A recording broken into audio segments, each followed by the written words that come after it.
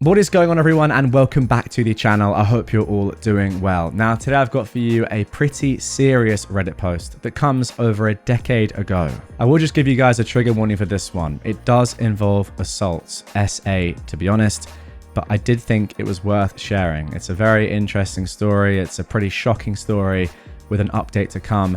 But yeah, if you're ready, sit back, relax if you can. Let's get into this one. I, a 24-year-old man, walked in on something horrifying with my girlfriend, 23, and two friends, both 23 years old, a man and a woman. Please help me. This was originally posted way back now, May the 30th, 2014. That's over 10 years ago. I've been with my girlfriend Laura for a year. She is awesome and we love each other. I've been friends with Jake and Shelly for 2 years. We weren't that close, seeing as I met them through my group of friends, but now we are, or were, very close. They adore my girlfriend, and pretty much hang out with her more than me. One time, they even told me if we were to break up, they would pick her side over mine, even though I've known them longer. Anyway, I'll get to the point. So, Laura just graduated college and wanted to celebrate. Let me start by saying, she never drinks. In the year I've known her, I think she's only drank like once or twice. And honestly, that's because my group of friends kind of pressured her into it. She doesn't handle alcohol well since she's really small and has no tolerance. This will be important for later. So Jake and Shelly invite her over to their place while I'm at work, so I can't come. The plan was for them to pick her up and take them to their place, and for me to pick her up after work so that she doesn't drink and drive or have to spend the night. All is well, I trust them, and I know they are experienced drinkers and would watch her. I get off at 2 a.m. from work and head over to their place. At this point, I know Laura is drunk because of the sloppy texts I'm getting from her, so I knew that I'd have to take care of her. But then, I get to their house and I walk in on something terrible. Laura is passed out on the ground. Shelly is on top of her, making out with her, and Jake is recording it all with his phone. I freak out and I ask him what the frick is going on. I snatch his phone from him and delete the videos and pictures. He laughs and says it was all a joke, that they took the pictures to make fun of Laura in the morning and play a joke on her. I pick her up off the ground and we leave. Guys, she was so drunk she could barely walk. She was puking constantly, she was crying, she couldn't see straight, and my friends were completely sober. What the F? I put her to bed and then receive a text from Shelly saying that I shouldn't be mad since it was all a joke. I replied that they took advantage of her, and she agreed, but claimed they took advantage of her in a friendly way so that she would let loose and have fun since she's always studying. I was so disgusted that I didn't reply, and I cared for Laura all night since she wouldn't stop vomiting. The next day, Laura receives a bunch of text messages from them angrily berating her for getting them in trouble.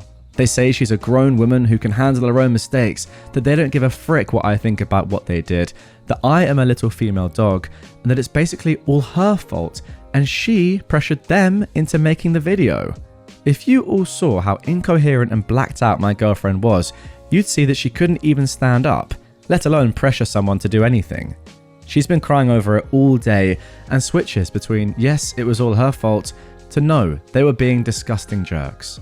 As for me, they keep berating me and insulting me for being angry, saying that I'm overreacting to a simple joke that they were going to play on her. I don't know what to do. Please, give me some advice. Am I wrong? Because I don't freaking think I am, but Jake and Shelly are going around spreading rumors about this, making me out to be a jealous, controlling jerk, and my girlfriend to be a dumb drunk who pressured them into acting badly. Okay, before I give my thoughts, let's get straight into some comments. Somebody said, does your girlfriend remember how much she had to drink before she started to black out? She sounds like she was really, really sick afterwards. And if she doesn't remember supposedly doing all these shots, I'd worry about how they got her into this bad of a state. Very good question. OP replies saying she does not, but she remembers that they didn't drink, and that is fishy to me. Yeah, I couldn't agree with that more. They're all going over to have a good time and drink, but the one person who doesn't drink that much is the one that gets completely blackout drunk, and the two that do are stone cold sober? That's odd. Someone asked about the text the friends sent. OP said the exact text they sent was, we really did take advantage of her, but in a friendly way. She wanted to take more shots and we wanted her to have fun since she's always stuck home studying. It was more of a joke to her sober self. I don't really know what that means though. Yeah, I don't know either. More of a joke to her sober self. Okay, that is a very, very strange excuse. Now, a lot of people in the comments, rightly so in my opinion, were telling OP that this is predatory behavior. These two are predators. Simple as that. OP said, you know what? I've suspected this, but I didn't want to believe it. I always felt left out because they would prefer to hang out with her and they told me so. I feel so guilty because if it weren't for me, my girlfriend would have never met them. I feel bad for letting her go there with them. Okay, so there we go. That is it for the original post. And I've got to say, just off the back of that most recent comment, OP, you can't feel like that. You can't. How could you possibly have known that these two people were actually like this? If you've been friends with them for so long and you had no idea, you can't blame yourself for that. And look, Laura clearly was very friendly with them as well. And she wanted to go and see them. She could easily have said no. She wanted to. They clearly got on very well. It's just a really, really sad, tragic event that's happened that has exposed these people for who they really are. And now, as we move on to the update, I hope that they see some justice, to be honest. But yeah, I have no idea what they meant by that text. And I also have no idea why they didn't drink and she did. And look, obviously we don't know exactly what happened, but you can pretty well imagine that they were just saying, oh, go on, just have loads of shots. Maybe they were fake drinking. Maybe they were drinking a tiny bit. Maybe they just weren't drinking at all. And they knew that eventually something like this was going to happen. I don't know. It does seem slightly premeditated. The fact that they seemed or were sober and Laura was completely battered. But who knows? Let's get into the update. Okay, now let's get into the update. This was posted 2.5 months after the original on August 17th, 2014. So for several days after the incident, they constantly contacted my girlfriend, blaming her and telling her it was her fault. She did admit to them that she was blackout drunk and couldn't remember anything, and they pounced on that information by telling her false stories of what actually happened, and telling her that I was a lying and controlling jerk who just wanted to isolate her from her true friends. Since they've known me for a long time, they then proceeded to tell her horrible stories about my past, that I did drugs when I was 18 for God's sake, that I was once arrested for drunk driving.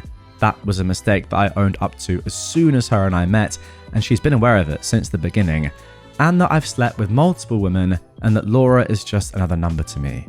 Guys, I'll admit, I used to be a party animal. I have a bad past, but I'm a changed person now and I love my girlfriend with all of my heart. It hurt that they were using my past against me in order to get her to come to their side.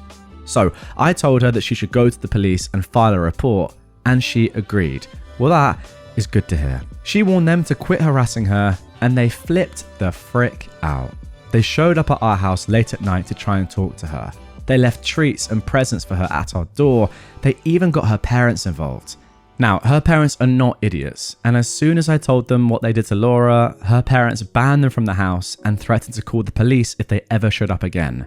It was a crazy ordeal, considering they left handwritten notes for her parents to read, signed, "Love your favourite son and daughter." What the heck?